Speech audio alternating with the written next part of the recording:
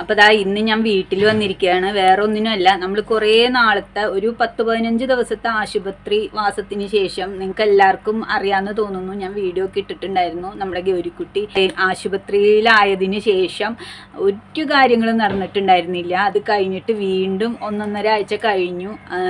അപ്പോൾ വീണ്ടും പുക കണ്ട, ഇവിടെ ഉരുളിയൊക്കെ അടുപ്പത്ത് വെച്ചിട്ടുണ്ട്. അപ്പോൾ വീണ്ടും നമ്മൾ അവലോസ് പൊടി, നമ്മുടെ ഉണ്ണിയപ്പം, ചമ്മന്തിപ്പൊടിയൊക്കെ ഉണ്ടാക്കി തുടങ്ങിയിട്ടുണ്ട്. അപ്പോൾ ഇന്ന് ഉണ്ണിയപ്പം ഉണ്ടാക്കണില്ല, ഇന്ന് അവലോസ് പൊടിയും ചമ്മന്തിപ്പൊടിയും മാത്രമേ ഉണ്ടാക്കണുള്ളൂ. ഉണ്ണിയപ്പം ഉണ്ടാക്കാനുള്ള സമയം നമുക്കില്ല. പുകയത്തിരുന്നിട്ടാണ് ശ്വാസം മുട്ടും.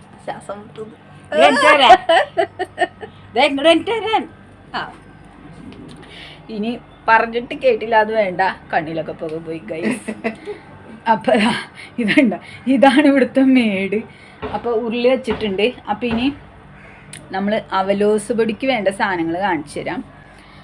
ഒക്കെ റെഡിയാക്കി നമ്മൾ പൊടിയൊക്കെ തിരുമ്മി വെച്ചിട്ടുള്ളതാണ്. അളവൊക്കെ ഞാൻ പറഞ്ഞുതരാം. അപ്പോൾ അമ്മ വറുക്കാൻ പോവുകയാണ്. അപ്പോൾ ആർക്കെങ്കിലും നല്ല രുചിയുള്ള നാടൻ അവലോസ് പൊടി, ചമ്മന്തിപ്പൊടിയൊക്കെ വേണമെങ്കിൽ ഈ താഴെ കാണുന്ന കോൺടാക്ട് നമ്പറിൽ എനിക്ക് വാട്സപ്പ് അയച്ചോളൂ കേട്ടോ. അപ്പോൾ നമ്മുടെ പൊടി തയ്യാറാക്കി വെച്ചിട്ടുണ്ട്. അപ്പോൾ അതാ ഉരുളിയൊക്കെ അടുപ്പത്ത് വെച്ച് ചൂടായി, ചട്ടകമൊക്കെ പിടിച്ച് റെഡി ആയിട്ട് ഇവിടെ ഇരിക്കുന്നുണ്ട്. അപ്പോൾ അങ്ങനെയാണ്. 1 കിലോ പൊടിക്ക് 2 തേങ്ങ വെച്ചിട്ട് അങ്ങനെ 8 തേങ്ങ, 4 കിലോ പൊടിക്ക് 8 തേങ്ങ. പിന്നെ എന്തൊക്കെ ചേർത്തിട്ടുണ്ട്? പിന്നെ ജീരകം. നമ്മൾ ഇതിനകത്ത് ഫ്ലേവറിന് വേണ്ടിയിട്ട് നമ്മൾ ഏലക്കായ ചേർത്തിട്ടുണ്ട്. ഈ ഒരു അവലോസ് പൊടി എന്തായാലും വ്യത്യസ്തമായിട്ടുള്ളൊരു രുചിയായിരിക്കും. അമ്മ വറുത്ത നാടൻ അവലോസ് പൊടി വേണമെങ്കിൽ ഈ താഴെ കാണുന്ന നമ്പറിൽ കോൺടാക്ട് ചെയ്യാം കേട്ടോ. ഇട്ട് കൊടുക്കട്ടെ കേട്ടോ.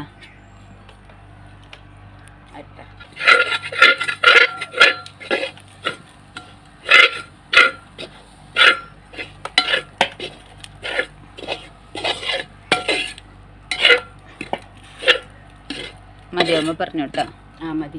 മതിയാ.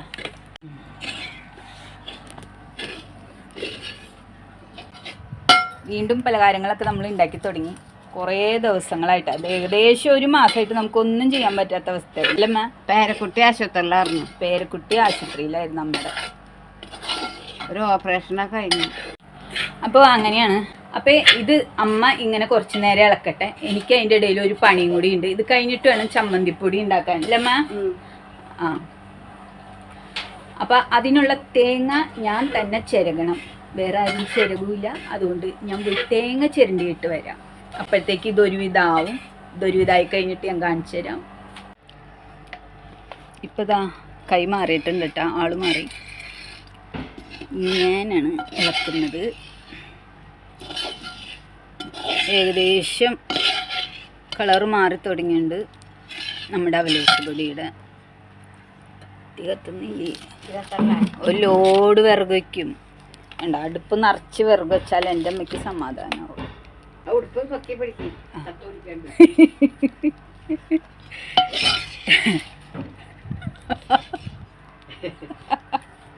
എടുക്ക്. അതേ അപ്പുറത്തെ കൂടെ വിറക് കൊണ്ടുവന്നു. ആദ്യം കത്തണതല്ല വെച്ചേക്കണ. പതുക്കെ പതുക്കെ കത്തിയാതില്ല.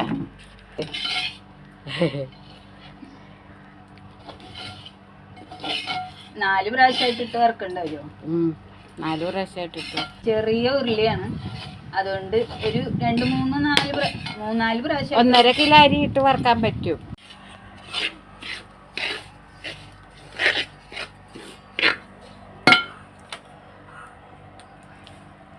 സുഖമയം.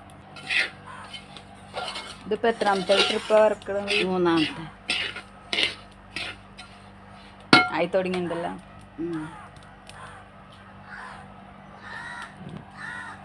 എങ്ങനെയുണ്ട് വറവ്? വറവൊക്കെ അടിപൊളിയായി.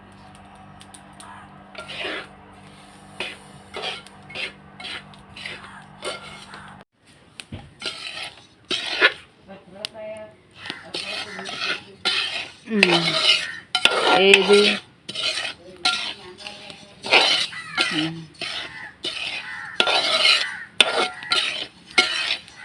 അപ്പോൾ നമ്മുടെ 3ാമത്തെ ട്രിപ്പും അവലോസ് പൊടി ആയി വന്നിട്ടുണ്ട്.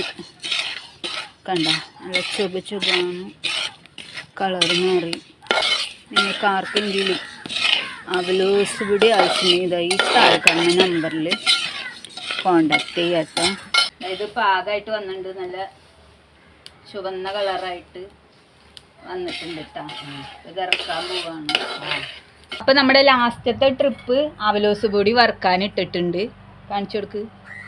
വേണ്ട, ലാസ്റ്റത്തെ ഉണ്ടാ, കുറച്ചുള്ളൂ, വേറെ ആവും.